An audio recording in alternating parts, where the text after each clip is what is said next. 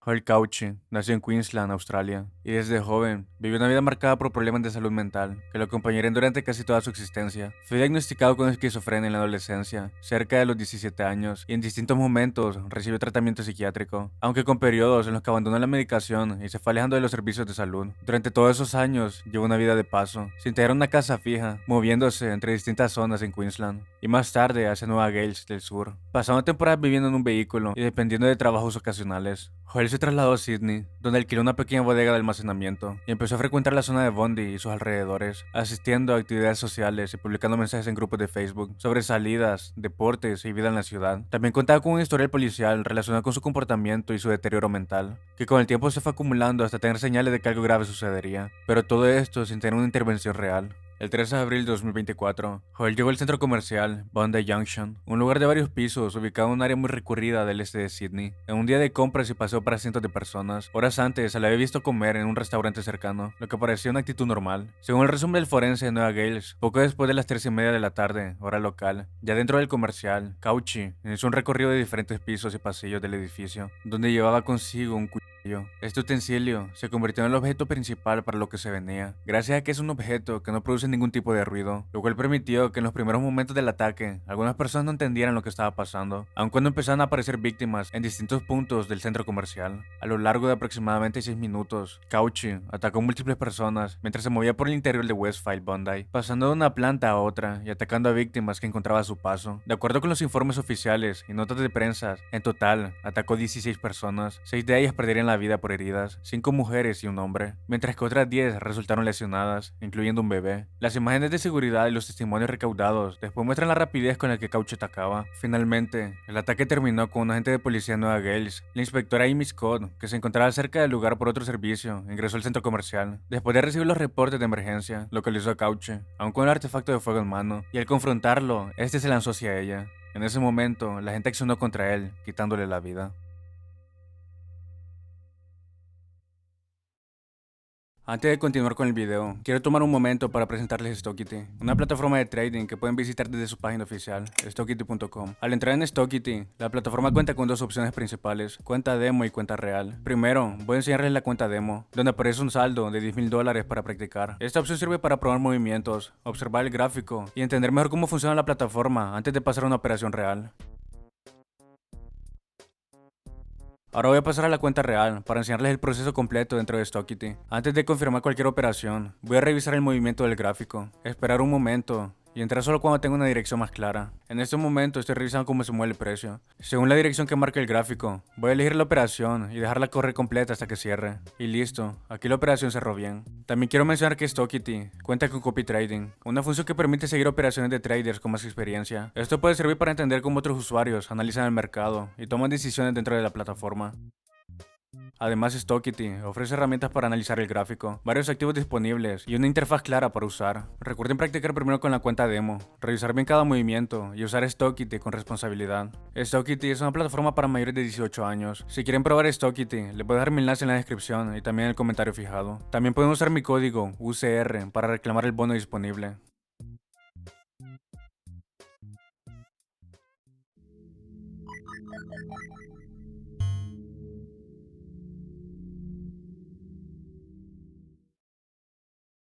Jarrell Warren Ramos nació y creció en Maryland, Estados Unidos, y durante años llevó una vida relativamente discreta, trabajando en empleos administrativos y usando con frecuencia internet y las redes sociales como principal forma de interacción con el mundo. No era una persona popular, pero tenía un gran repudio hacia instituciones y personas específicas, sobre todo a raíz de problemas legales por un caso de hostigamiento, del que se publicó una nota en el periódico local. Esa publicación, que relataba su declaración de culpabilidad por molestar a una excompañera de escuela, se convirtió con el tiempo en el eje de una obsesión dirigida contra el diario Capital de Gazette y algunos de sus trabajadores. Tras la nota periodística, Ramos inició una campaña de demandas y mensajes amenazantes antes, interpuso una demanda por difamación contra el periódico que fue rechazada por los tribunales, y durante años mantuvo una presencia constante en línea contra el medio, fiscales y jueces con insultos y amenazas. A pesar de esos altercados, hasta entonces sus acciones se habían limitado a lo digital y a recursos legales. Con el paso del tiempo, sin embargo, comenzó a planear un ataque contra la redacción del periodístico, al que se veía como un objetivo blando. En los días previos al ataque, Ramos preparó el material que utilizaría, adquirió legalmente un artefacto de bombeo, Boom Action, un tipo de artefacto largo que se carga con cartuchos múltiples. Este tipo de artefactos están diseñados para expulsar proyectiles únicos, capaces de causar graves daños a corta y media distancia, sobre todo en espacios cerrados. El 28 de junio de 2018, Ramos se dirigió a la sede del Capital de Gazette, en Annapolis, Maryland, un edificio de oficinas donde el periódico ocupaba una planta de acceso medio, con una puerta de cristal desde el pasillo principal. De acuerdo con los reportes policiales y testimonios posteriores, llegó con el artefacto, municiones y granadas de humo, habiendo planeado también bloquear las rutas de salida para atrapar a las personas dentro de la redacción. Al llegar a las oficinas del diario, Ramos accionó el artefacto de fuego contra la puerta de cristal de entrada, rompiéndola y abriéndose paso hacia el interior. Las primeras detonaciones atravesaron el vidrio y alcanzaron directamente la zona de recepción y escritorios. Una vez dentro, se movió por la redacción, accionando contra periodistas y personal del periódico que intentaba esconderse debajo de los escritorios. Al mismo tiempo, bloqueó al menos una de las salidas traseras del lugar, empujando y asegurando una puerta para impedir que las víctimas huyeran. El artefacto que llevaba consigo era letal a corta distancia. El cono de dispersión de los perdigones permite impactar una zona relativamente amplia, de modo que un solo impacto puede herir a más de una persona. Durante el tiempo que duró el ataque,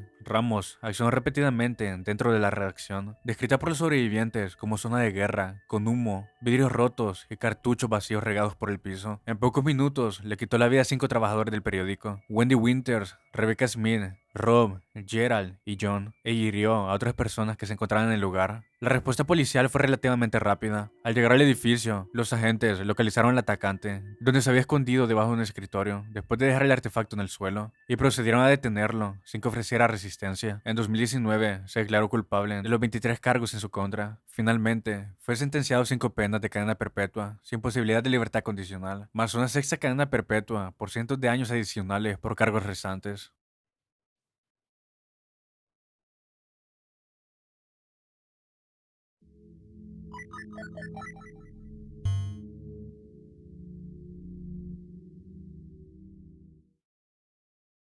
Charles Joseph Whitman nació en Florida y creció en un entorno familiar que en apariencia correspondía a una vida de clase media estable, con estudios en escuelas católicas, buenos resultados académicos y actividades como el escultismo. Desde joven mostró facilidad para el estudio y para el uso de artefactos de fuego, algo que aprendió en parte por influencia de su padre, quien le enseñó a usar instrumentos y a manejar rifles y escopetas desde niño. A los 18 años se enlistó en el Cuerpo de Marines de Estados Unidos, buscando alejarse de la figura autoritaria y violenta de su padre, y allí recibió entrenamiento formal como tirador, obteniendo calificaciones de francotirador.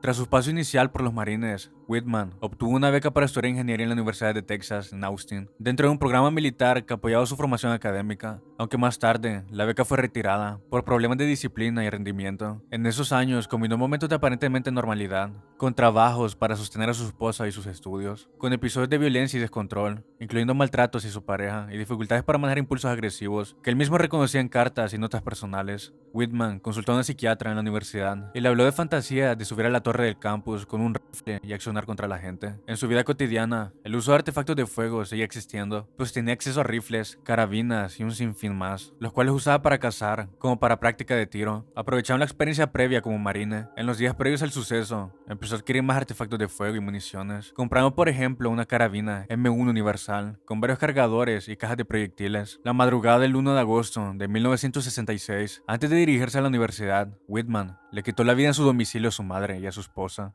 lo que dejó en claro el plan que tenía en mente. Ese plan tenía múltiples etapas, y no solo el ataque desde la torre. Después de estos ataques, cargó en su vehículo un verdadero arsenal: rifles de cerrojo y semiautomáticos, además de munición, comida, agua, equipo de campamento y herramienta, como si se preparaba para un enfrentamiento prolongado. Entre los artefactos más destacados está un rifle de cerrojo Remington, adecuado para detonaciones de precisión a larga distancia. Ya en el campus de la Universidad de Texas en Austin, Whitman utilizó un carrito para subir baúles y bolsos cargados de armamento y suministro. Todo esto hasta llegar a los niveles superiores de la Torre del Reloj. Este era el edificio más alto de la zona, abriéndose paso hasta el piso de observación, donde se atrincheró, bloqueando acceso para retrasar la llegada de la policía y de cualquier persona que intentara detenerlo. Una vez arriba, se colocó en el borde de la plataforma, aprovechando barandales y estructuras de concreto como cobertura, y comenzó a preparar sus artefactos. En ese punto, los rifles se convirtieron en la herramienta central de su ataque. Desde una altura de más de 70 metros, Whitman utilizó especialmente el rifle de cerrojo con mira telescópica para realizar detonaciones de precisión sobre personas que caminaban por el campus y por las calles cercanas, alcanzando a víctimas a distancias de hasta 400 a 500 metros. Durante aproximadamente 90-96 minutos, Whitman mantuvo un fuego intermitente desde diferentes esquinas del mirador de la torre, alternando entre el rifle de precisión y otras más que llevaba consigo. La altura del punto de tiro le ofrecía un amplio campo visual, y el ángulo que hacía que incluso quienes se agachaban o intentaban cubrirse tras vehículos o muros bajos pudieran seguir siendo visibles para alguien con su experiencia. Los reportes históricos señalan que en total, Whitman le quitó la vida a 14 personas en el campus y dejó heridas a más de 30 personas, aunque algunos recuentos posteriores elevan la cifra total de fallecidos hasta 15. Las escenas registradas describen a personas corriendo refugiándose detrás de árboles, paredes o coches, mientras testigos y algunos civiles armados intentaban responder con detonaciones desde el suelo hacia la torre, obligándolo en ocasiones a cambiar de posición momentáneamente. El ataque terminó cuando un grupo de policías y un civil lograron llegar a los pisos superiores de la torre, avanzando escalera por escalera, mientras escuchaban los proyectiles que seguían saliendo del mirador. Dos oficiales, entre ellos el policía Ramiro Martínez, se acercaron por detrás de la posición de Whitman en el observatorio. Tras un breve intercambio, uno de los agentes le asestó un proyectil, lo que provocó su fallecimiento inmediato y dio fin al ataque.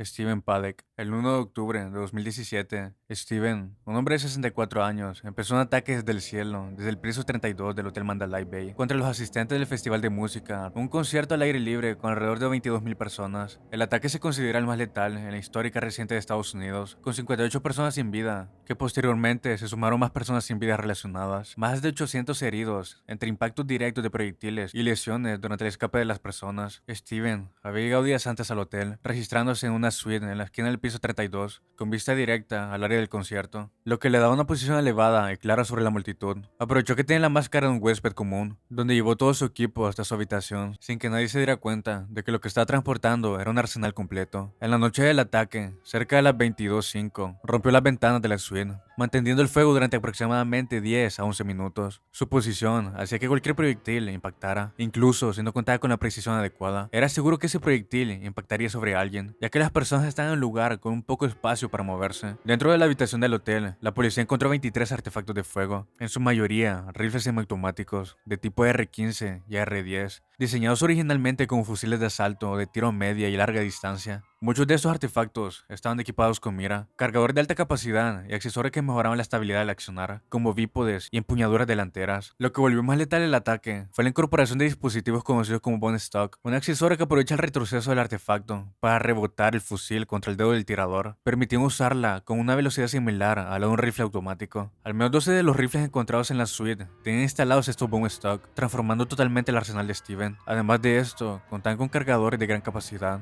incluyendo tambores de hasta 100 rondas, lo que reducía el número de pausas necesarias para recargar y aumentaba la capacidad de seguir impactando contra la multitud. Esta combinación que tenía generaba que estos artefactos se convirtieran en armamento militar. La investigación posterior reveló que Steven había adquirido legalmente 47 artefactos de fuego en total, de los cuales 23 fueron hallados en la habitación del hotel y el resto en sus domicilios en Nevada, junto con grandes cantidades de municiones y material explosivo. Según reportes oficiales y de la prensa, 33 de esos artefactos, que en su mayoría eran rifles semiautomáticos, los compró 12 meses antes del ataque. Aprovecharon las leyes que no exigen reportar múltiples compras de rifles en la mayoría de los estados donde compró. En los registros del caso, se menciona que Steven modificó varios de sus artefactos con el único propósito de aumentar la tasa de impacto y su poder de fuego. Además de ello, agregó miras y accesorios tácticos, incluyendo cámaras de vigilancia en el pasillo del hotel, para monitorear la llegada de la policía. Las autoridades estadounidenses, junto con el FBI y la policía local, coinciden que planeó el ataque con detenimiento, desde el lugar y la posición donde se haría el ataque, hasta la manera de meter todo el armamento sin ser detectado. Cuando la policía entró a la habitación, encontraron a Steven sin vida. Los peritajes reportaron que uno de sus artefactos fue usado, dejando el caso con un cierre, sin responsable al cual condenar.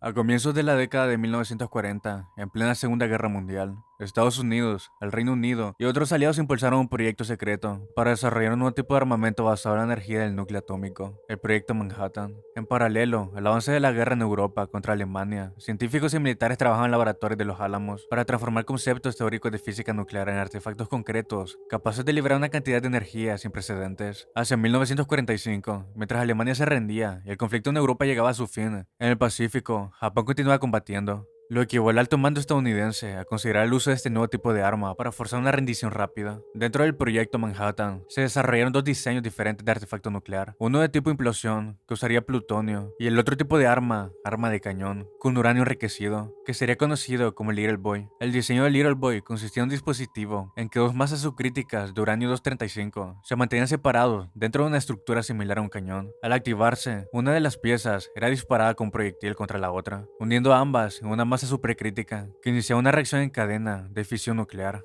Mientras el arma se terminaba de diseñar y fabricar, el mando militar estadounidense discutía posibles objetivos en Japón, buscando ciudades con importancia militar e industrial, pero también relativamente intactas, para poder observar con claridad los efectos del nuevo proyectil. Hiroshima, ubicada en la isla de Honshu, era una ciudad portuaria y centro logístico con instalaciones militares y una población mayoritariamente civil, con edificios en gran parte construidos en madera y papel, lo que la hacía extremadamente vulnerable a una explosión seguida de un incendio masivo. En julio de 1945, después de la exitosa prueba nuclear en Nuevo México, conocido como Trinity, se tomó la decisión de usar al Little Boy en un ataque real, cargando la bomba en un bombardero B-29. Little Boy era un artefacto de casi 4,5 toneladas de peso, con un cuerpo cilíndrico de un poco más de 70 centímetros de diámetro, diseñado para ser transportado en la bodega de bombas del B-29 y detonar en el aire a cientos de metros sobre la ciudad, con el fin de maximizar la radio de destrucción. Aunque su mecanismo podía parecer relativamente sencillo comparado con otros diseños nucleares, estaba calculado para iniciar la reacción en el momento preciso y a la altura adecuada y para que la onda expansiva se propagara. El 6 de agosto de 1945, por la mañana,